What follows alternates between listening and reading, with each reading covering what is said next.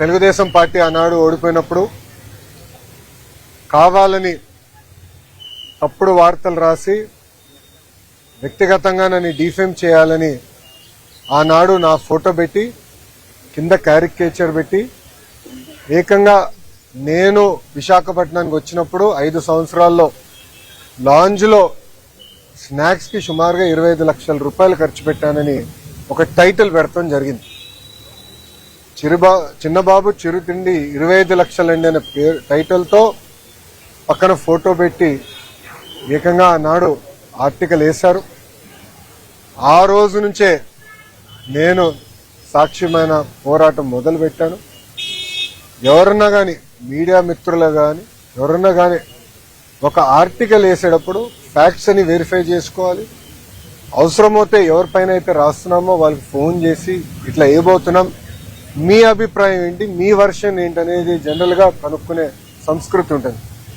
కానీ అలాంటిది ఏం చేయకుండా కావాలని నన్ను కించపరిచే విధంగా ఆ ఆర్టికల్ వేసి ఆ రోజు పబ్లిష్ చేస్తాం జరిగింది. దానిపైన నేను సుమారుగా గత 6 సంవత్సరాలుగా నేను పోరాడుతున్నాను. ఇది 7వసారి నేను ఈ కేసు పైన విశాఖపట్నానికి వస్తాం. ఆ రోజు ద వీక్ అని వీక్లీ మ్యాగజైన్ కూడా ఆర్టికల్ వేస్తే నేను వాళ్ళకి నోటీస్ పంపించి ఆధారాలతో సహా, ఎందుకంటే ఏ డేట్స్ అయితే ఆర్టికల్ వేశారో ఆ రోజులు నేను విశాఖపట్నంలో లేదని కూడా నేను నిరూపిస్తాం కూడా జరిగింది. అది తెలుసుకుని వాళ్ళు ఏకంగా రిజైండర్ వేసి క్షమాపణ కూడా కోరుతాం జరిగింది. నేను గతంలోనే చెప్పాను, 2014 నుంచి 19 కానివ్వండి, ఇప్పుడు కూడా అంటే గడిచిన 18 నెలలు కానివ్వండి, నేను విశాఖపట్నానికి వచ్చినప్పుడు ప్రభుత్వం నుంచి టికెట్ తీసుకోవట్లేదు, ప్రభుత్వ గెస్ట్ హౌస్లో నేను ఉండట్లేదు. నేను వాడే వాహనాలు 2 వాహనాలు కూడా ప్రభుత్వ వాహనాలు కాదు. ఆ డీజిల్ ఖర్చు కూడా నాదే.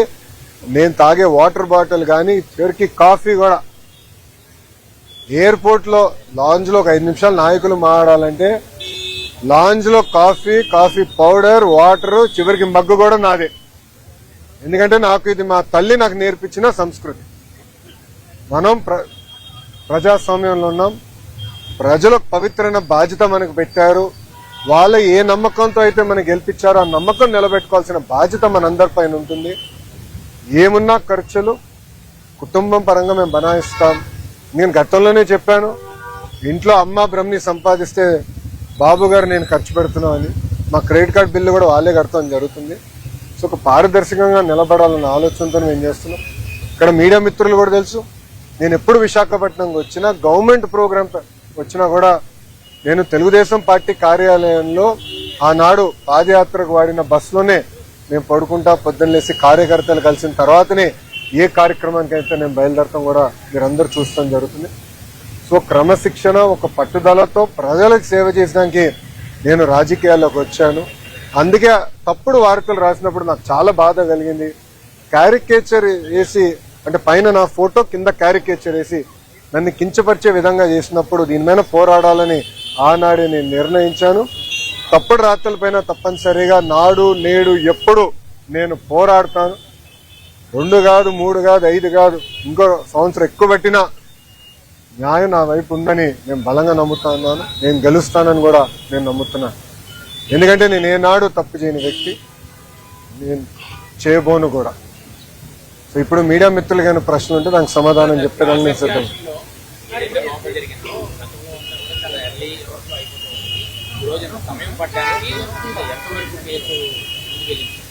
అంటే నా ఎగ్జామినేషన్ ఈరోజుతో పూర్తయింది. సో నెక్స్ట్ టైం వైజాగ్ వచ్చినప్పుడు వేరే కంపెనీల కోసం వస్తాను.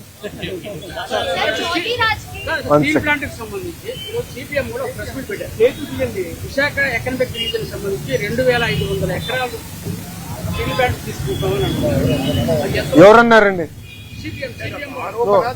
ఒక్క నిమిషం సార్, ఒక్క నిమిషం. 2500 ఎకరాలు విశాఖ ఎకనామిక్ రీజన్ కోసం తీసుకుంటున్నారు స్టీల్ ప్లాంట్. ఆల్రెడీ 1100 ఎకరాలు సేల్కి ఇచ్చారు, వాళ్ళు వాడలేదు. అలా 3000 ఎకరాలు తీసుకుంటారు. ఏ ప్రాతిపదిక కోసం తీసుకున్నారో ఆ భూమి తల్లి మెయిన్ తల్లి ఓట్లు డైవర్ట్ అవుతుందని వారు ఆరోపిస్తున్నారు.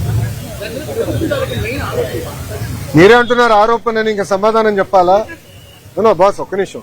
ఎవరైనా స్టేట్మెంట్ ఇచ్చారా? మంత్రి కానివ్వండి, అంటే గౌరవ ముఖ్యమంత్రి గారు కానివ్వండి, గౌరవ ఉప ముఖ్యమంత్రి గారు కానివ్వండి, ప్రభుత్వం సంబంధించిన అంటే ఎన్డీఏ ప్రభుత్వానికి సంబంధించిన ఎవరన్నా స్టేట్మెంట్ ఇచ్చారా? ఫలానా భూమి 14,000 కోట్ల రూపాయలు కేంద్ర ప్రభుత్వం, రాష్ట్ర ప్రభుత్వం విశాఖ ఉక్కుని కాపాడడానికి మేము ఇన్ఫ్యూజ్ చేశాం. ఈరోజు విశాఖ ఉక్కు 3rd మన బాయిలర్ ఏదైతే ఉందో అది కూడా మేము యాక్టివేట్ చేశాము. ఫుల్ ప్రొడక్షన్ కి మేము తీసుకొచ్చాము. గతంలో కూడా ఇలాంటి పరిస్థితి వస్తే ఆనాడు వాజ్పేయి గారు, చంద్రబాబు నాయుడు గారు కలిసి విశాఖ ఉక్కుని కాపాడారు. ఈ రోజు మోడీ గారు, చంద్రబాబు నాయుడు గారు కలిసి మళ్ళీ విశాఖ ఉక్కుని కాపాడుతున్నారు. సో అపోహలు ఏం అవసరం లేదు. విశాఖ ఉక్కుని ప్రైవేటీకరణ జరగదు, జరగనీయం. కానీ విశాఖ ఉక్కు ప్రాఫిట్ లో నడవాలని మేము అందరం కోరుకుంటున్నాం. ఎందుకంటే పదే పదే బెయిల్అవుట్లు ఇస్తాం కరెక్ట్ కాదు. ప్రాఫిట్ లో నడవాలి, దానికి అందరూ సహకరించాలి. విశాఖ ఉక్కుకి సంబంధించిన భూమి 1 ఎకరం ఒరిజినల్ ఇంటెన్షన్ కి ఇచ్చారో దానికే వాడతాం తప్ప వేరే దానికి డైవర్ట్ చేయాలన్న ఆలోచన ఎన్డీఏ ప్రభుత్వానికి లేదు. సిపిఎం సోదరులకి స్క్రిప్ట్ ఎక్కడి నుంచి వచ్చిందో వాళ్ళే దానికి సమాధానం చెప్తే బాగుంటుంది.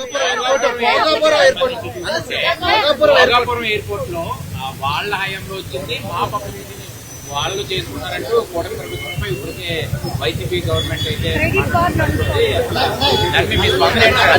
అమ్మా ఒక మాట చెప్పాలి. క్రెడిట్ కోసం మేము ఇక్కడ ఎవరు పోరాడట్లేదు.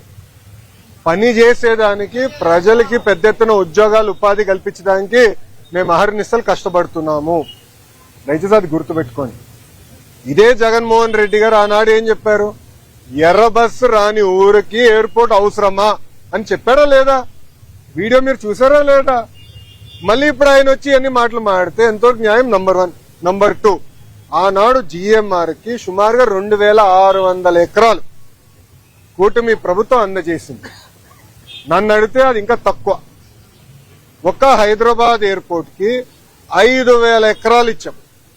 ఆనాడు ఇదే పెద్ద మనుషులు ఏమన్నారంటే హైదరాబాద్ ఎయిర్పోర్ట్ కి 5,000 ఎకరాలు అవసరమా, ఎయిర్పోర్ట్ కి 5,000 ఎకరాలు అవసరమా? ఈ రోజు మీరు హైదరాబాద్ ఎయిర్పోర్ట్ చూడండి, అదే సమయంలో బెంగళూరు ఎయిర్పోర్ట్ చూడండి. ఈ రోజు బెంగళూరు సిటీ 2వ ఎయిర్పోర్ట్ కోసం ఎతుకుతున్నారు. కానీ అదే హైదరాబాద్ రాబోయే 100 సంవత్సరాలు కూడా కావాల్సిన డెవలప్మెంట్ కి భూమి రెడీగా ఉంది. ఇదే టెర్మినల్ ఇంకొక మిర్రర్ కాపీ అటు పక్కన చేయొచ్చు. సో అలా ముందు చూపుతో ఒక విజన్ తో చంద్రబాబు నాయుడు గారు ఆనాడు చేశారు. జగన్మోహన్ రెడ్డి గారు అధికారంలోకి వచ్చిన తర్వాత జిఎంఆర్ కి ఇచ్చిన భూమి కూడా వెనక్కి తీసుకున్నాడు. సుమారుగా 600 ఎకరాలు వెనక్కి తీసుకున్నారు. కూటమి ప్రభుత్వం తిరిగి వచ్చిన తర్వాత ఆ భూమి మళ్ళీ జిఎంఆర్ కి తిరిగి ఇచ్చారు. ఎందుకు ఇచ్చారు మనం చెప్పాలి. కేవలం ఒక ఎయిర్పోర్ట్ లో ఫ్లైట్ ల్యాండ్ అవుతాము, ప్యాసింజర్స్ దిగుతాం, ప్యాసింజర్స్